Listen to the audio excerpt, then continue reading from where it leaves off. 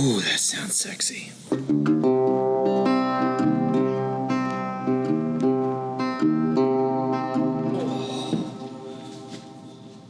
Oh, for 300 lives of men I've walked this earth, and only now do my knees creak when I sit.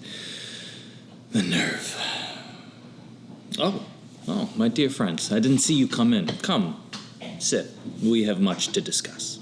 As you know, I, Eric the Grey, have been woodworking since the Second Age and have mastered nearly all aspects of woodworking, from joinery to carving to shaping. There's naught that these wizened hands haven't mastered at levels practically unknowable to the mere mortal. And how did I learn these skills? Well, for one, I'm a bloody wizard, so there's that. Pay no attention to that man behind the curtain! But Woodworkers Guild of America, the sponsor of this week's video, also helped. Woodworkers Guild of America is your online resource for woodworking instructions, ideas, and information. With premium videos like freehand lettering with a router or mitering on the router table, Woodworkers Guild of America's professional instructors walk you through each technique with step-by-step demonstrations, providing their expert tips and tricks along the way. Now, personally, I love the sliding dovetails on the router table video because while your boy can competently battle the dark forces and stave off the extinction of men, I may struggle a bit with the technological advancements. I'm old, okay? Jeez, get off my walking stick already. So if you want to see what Woodworkers Guild of America has to offer, check out the link below. The first 1,000 of you to click the link in the description will get a full year of premium membership to Woodworkers Guild of America for only $1.49. That's like half of 1% of a gold coin. That's a steal. Trust me. I'm also an economist. And a big magical thank you to Woodworkers Guild of America for sponsoring this week's video. Oh, yeah. Oh, there it is. All right. Onward. A little coffee in the beard. So, on my recent gallivanting up and about Maine, I decided to stop by Liberty Tool.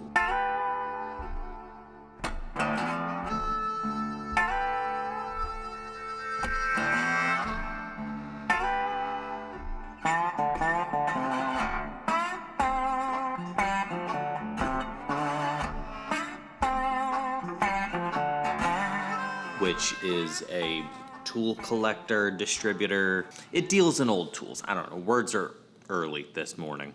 Case in point. I'm not convinced I know how to read. I've just memorized a lot of words. And I picked myself up this bad boy because I don't know, I like old planes. Old planes specifically, something. Old saws, listen, who's got time to rehab an old saw? But an old plane, especially an old plane that looks to be in pretty good condition, I have a certain affinity for. And I don't know how old this plane is, I'll be honest with you. It has an iron in it, and I know that that iron is made by, hold please, for dramatic effect, Molson Brothers.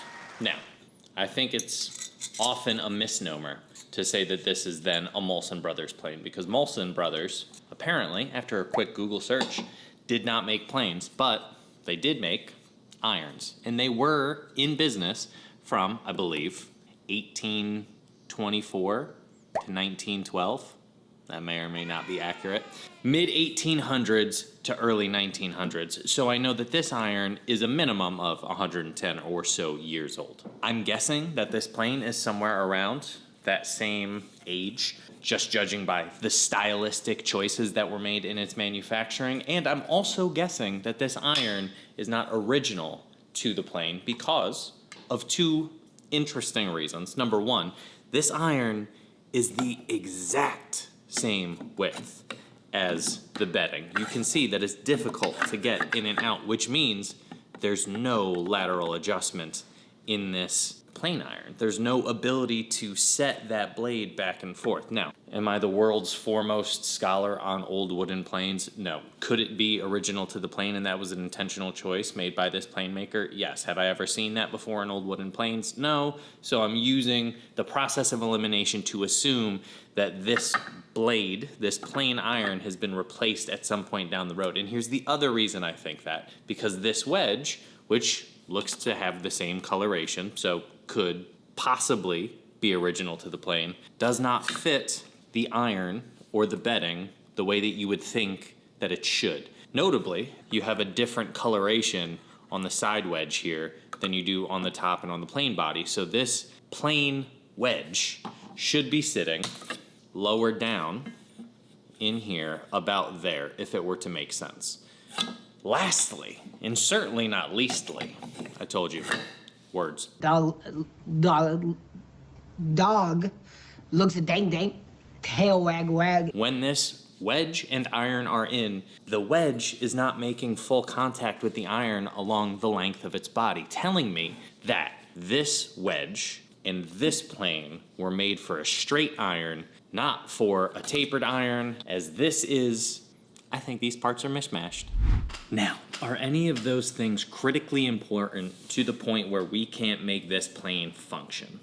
No, I don't think so. Because we could change the angle of the taper on this piece to make that fit properly so that it snugged that up nicely. The body of the plane is in pretty good condition. The handle is a little bit loose, not a lot, but just it has a little bit of a wobble to it. So we may try to stabilize that by gluing it together and fixing some of these cracks if we can, but also because I did in fact buy some replacement blades. Now, these are Hawk plane irons that are made for this Stanley replacement blades, and they'll work just fine. These are 2 inches, and this opening is just shy of 2 1/4, so that'll give me a little bit of lateral wiggle room there to adjust the plane once I get it all set up, and also it'll just make life easier so that I don't have to spend 7 days trying to sweeten this thing up and get it back to perfection.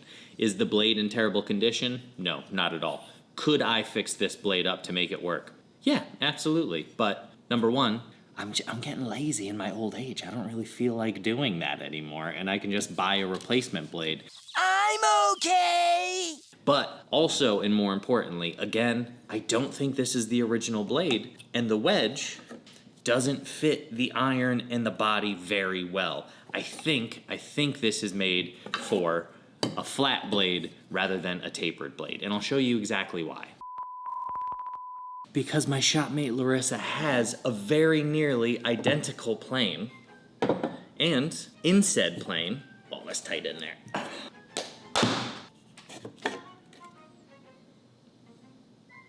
Okay, I lied. Oh, that one has a tapered blade too. All right, fine, I was wrong. Well, let's see if this wedge fits better with a Hawk iron in it, because if it does, we'll use the Hawk iron. So, I've got the blade, and I do, in fact, have a cap iron with it, so let's do this thing.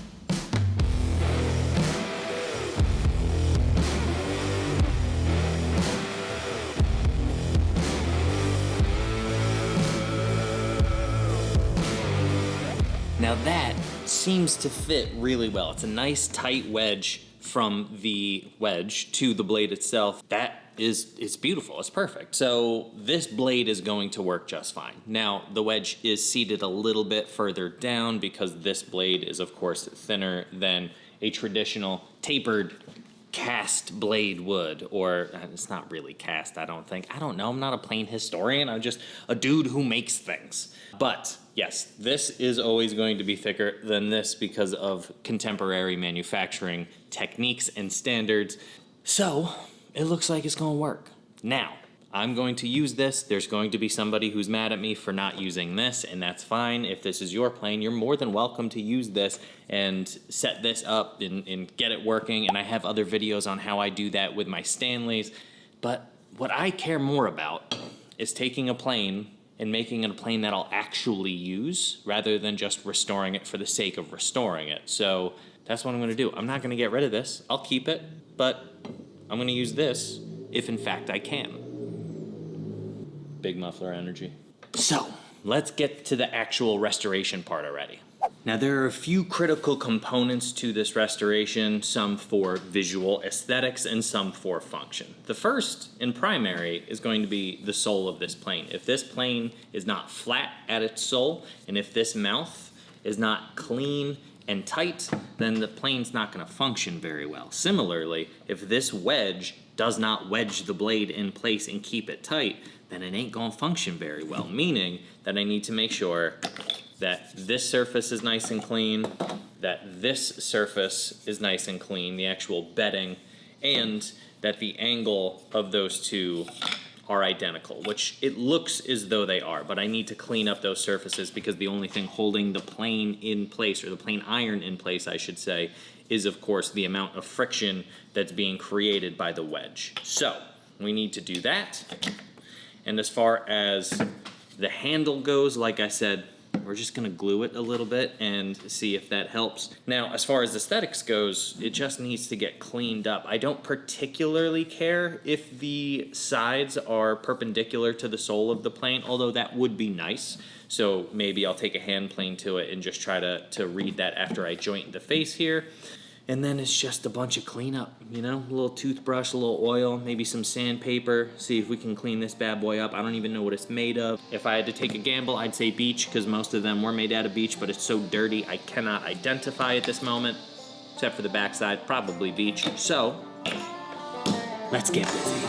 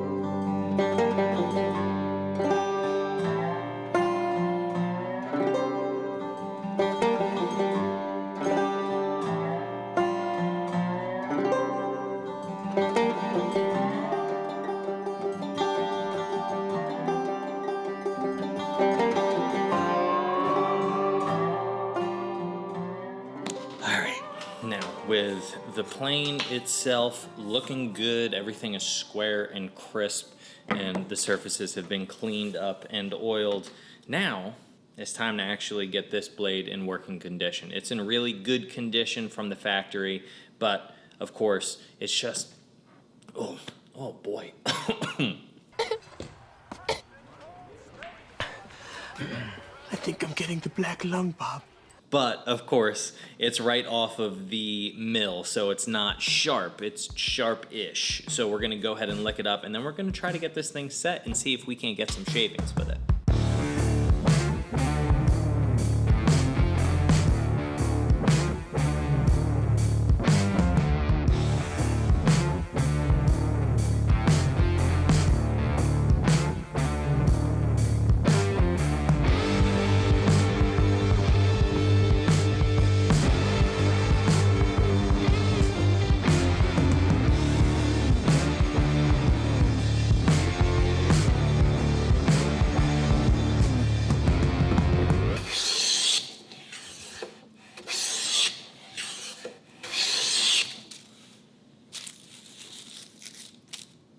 Now, I'll be honest with you, I'm getting a perfect surface off of this thing. I'm trying to take a lot of strokes with it to see if the adjustment changes at all, meaning if the wedge is not really tight or perfectly angled. It looks like it's a nice tight fit in the bedding, but I don't know, 50, 100 strokes. And this thing doesn't seem to be moving, meaning I have a nice tight mechanical lock, a friction lock with the wedge and the blade. How does it feel on the pull stroke? Let's find out. Using a nice, maybe 1.5 inch thick piece of cherry here. I believe this was an offcut from the table I made. Oh yeah.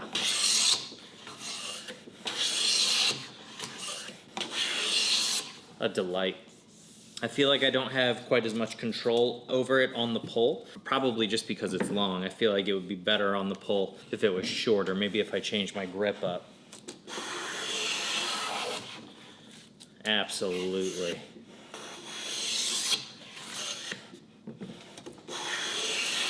I'll say this, it's a joy to use right now.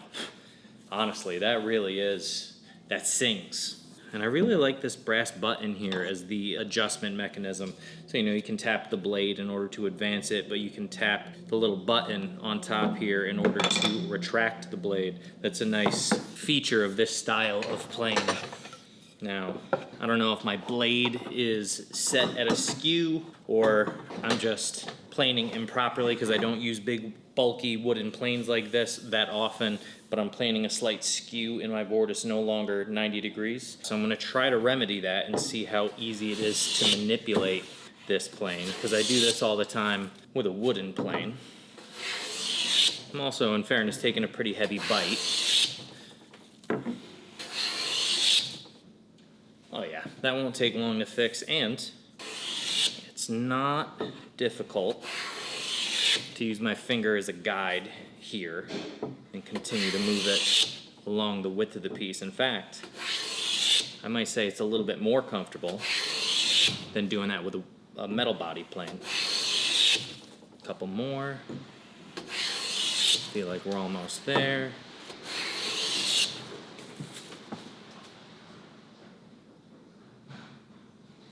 Damn near back at 90. Well, I'll be honest with you, friends. That's working even better than I expected it to. That is a real joy to use. It's, you know, it's a wooden body plane, so it takes a little bit to set and get the adjustment of the blade just right. But once you have it set, it's holding really well. I mean, I've been planing for 15 minutes. The blade is nice and sharp. The shavings are great. The sole is flat. The piece of wood that I'm working is square and flat, so I don't know what else you could possibly want. Now, for those of you wondering, it is 9:47 in the morning, and I've been here, let's see, I got here right about 8:15, so 90 minutes of work to clean this thing up. Now listen, I didn't restore it to original, and you know, of course I used my machines to clean it up and get it flat and square, but it's working. Of course I replaced it with a hawk blade, which I want to say cost about 45 bucks or so. You know, all in all, I'm in 75. Let's round it out to 100 bucks. Let's just call it 100 bucks. Any plane you get secondhand, it's probably going to cost around there.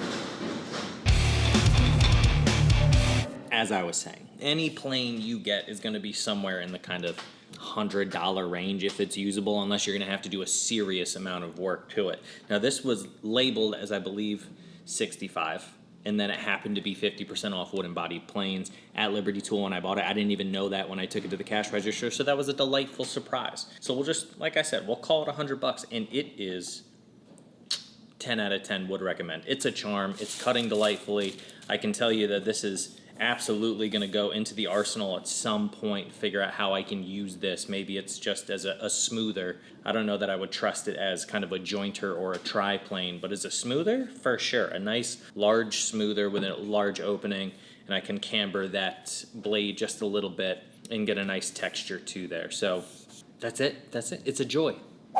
So friends, that's that. I hope this was interesting and enjoyable for you. Listen, I'll tell you what. This was enjoyable for me. This is a delightful tool that I'm excited to kind of work this into the arsenal. But I'm gonna keep the outro brief because it's getting very warm in here and I wanna turn the air conditioners on. So if you don't know about my Patreon, that link is down below. If you wanna go purchase some merch and support the channel that way, that link is down below. And if you wanna go listen to the podcast I have with my dear friends Paul and Mary, that is also linked down below. Otherwise, friends, I'm gonna get on out of here and get working and maybe incorporate this thing into a project today. And I will see you in the next video. Go make a thing, go try to enjoy it, and you keep... Words have been hard all day. Try to enjoy it if you can. And until next time, cheers.